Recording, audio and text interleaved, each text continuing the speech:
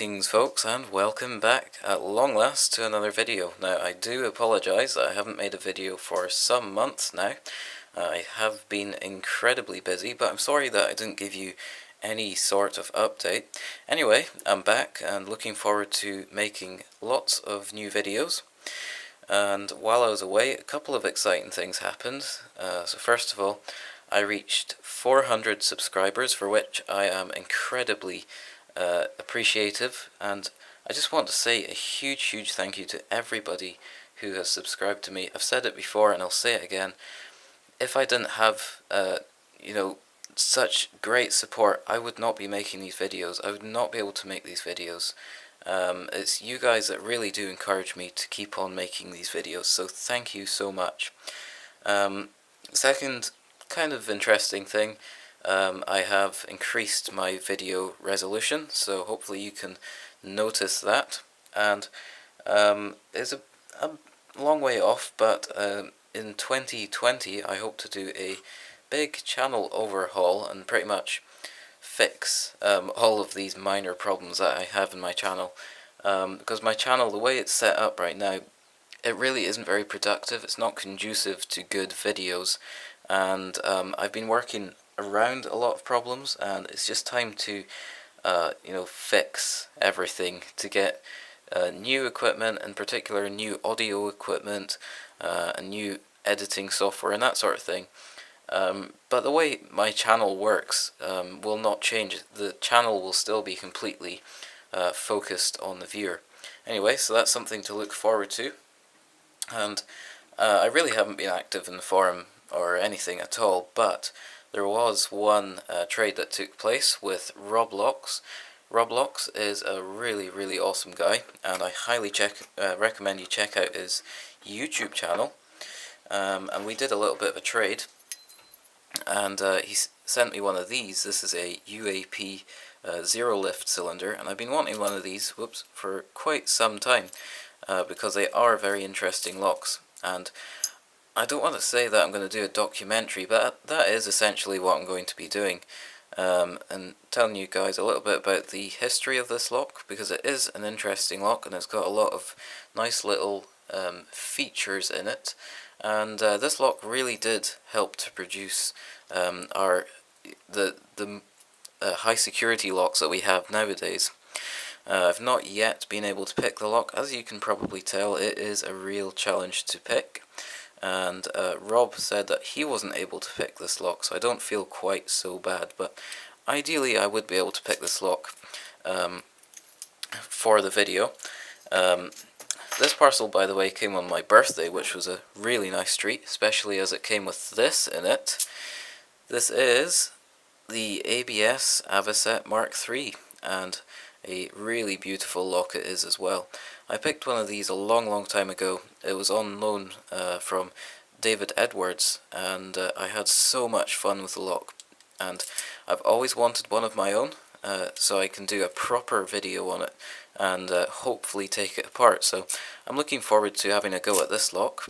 And if anybody has an old ABS key that they could give me, that would be brilliant, because I need the little magnet there to pick the lock.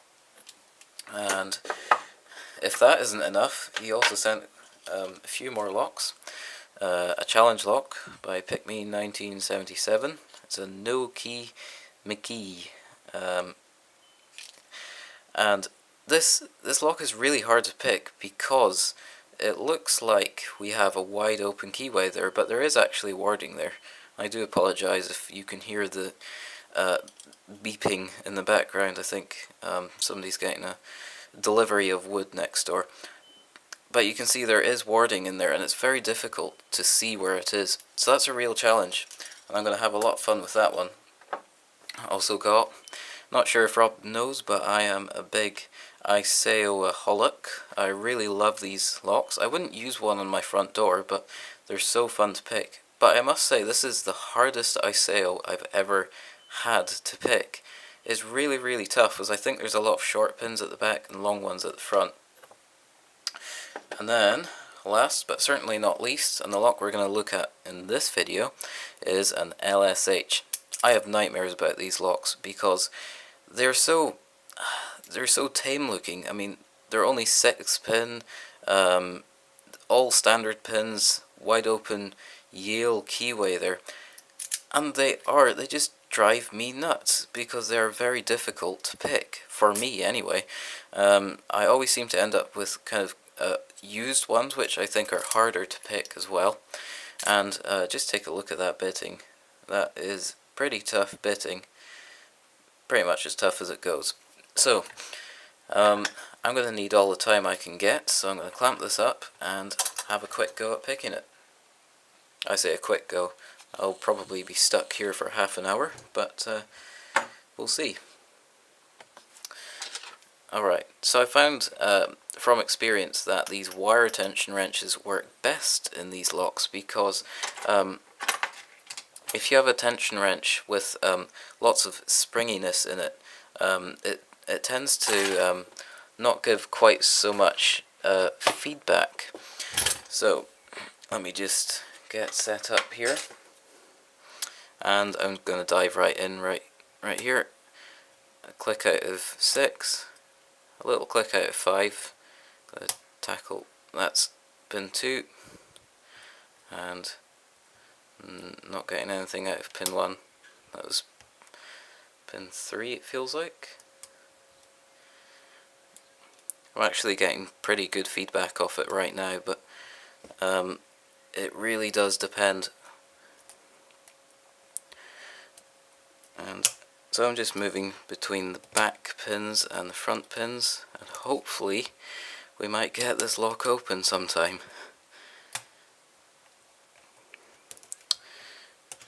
Okay.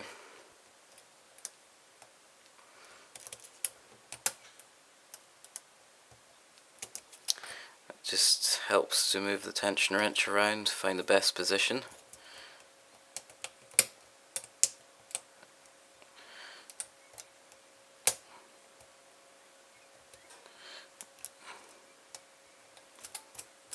I have had some LSH locks that I've actually had to give away without picking them because there's just no chance that I'd be able to pick them, which is a pity, but they are really nasty locks.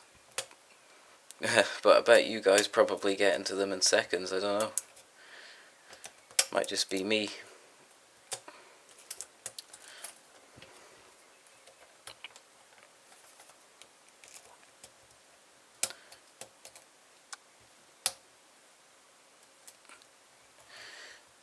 Okay. It's funny how every single video there we go, I have to readjust the vise. I never seem to do it up tight enough. So we've got it open. But instead of gutting this right away, what I'm going to do is I'm going to show you another little technique I've never shown you before. It's called core shimming, and it's used by, in particular, locksmiths in America, because locksmiths in America seem to repin locks more often than locksmiths in Europe. Maybe it's just that us guys in Europe are lazy, I don't know. But typically if they have a key and knob cylinder or something, these locks typically have a thumb turn on the inside, and you can open the lock from the inside, and that you can remove it from the door, but you're left with a locked up core if you don't have a key for it. And so what they do is they use this technique called core shimming, and what we have to do is we have to remove the clip or tailpiece from the lock, and this will only work on locks where you have access to the back of the core. So this wouldn't work on a normal Euro cylinder that's still intact. And then they use a shim, and for those of you who don't know what it is, it's just very thin metal. It's got a slight curve in it. You can buy these from companies such as Sparrows, but you can also get them in these security sticker things that they have on CD cases and some electronics, and they're typically sort of encased in a plastic cover, and you have to cut them out, or you can just buy them online. So what we do is we stick them in between the key pin and the driver pin in the lock, just right here, we push it in as far as it will go, and that's it, pressed in against the last pin. So I'm going to stick this back in the vise again.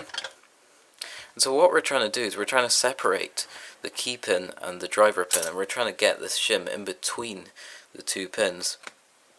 So if we can stay in frame here ideally, what I'm going to do is I'm going to take this rake, and I'm just going to scrub the pins whilst pushing lightly on the back of the shim.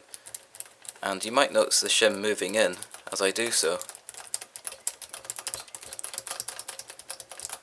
And as the shim moves in, I focus more towards the front of the lock. And what I like to do is put my finger against the front of the core so it doesn't suddenly fly out and eject the first pin, which often happens.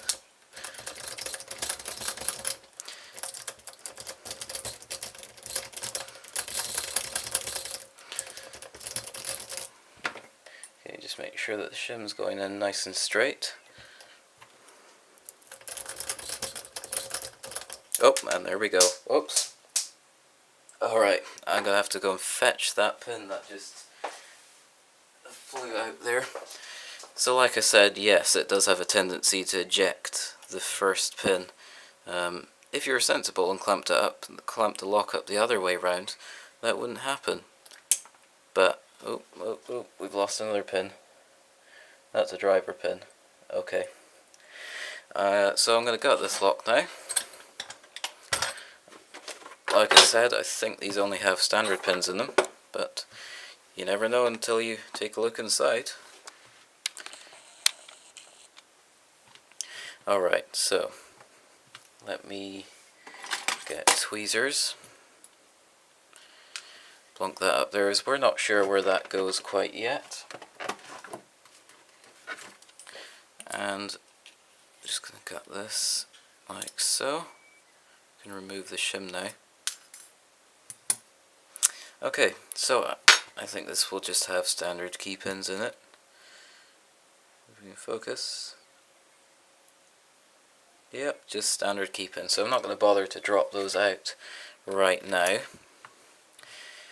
But I will take out the top pins. So 1 is standard, 2 is standard, 3 is standard, oops.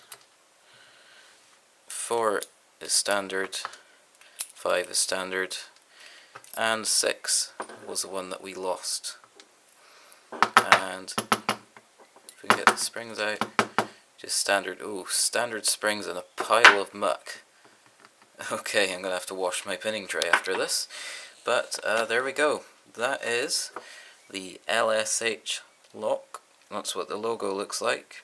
The LSH lock, SPPd, and also shimmed open.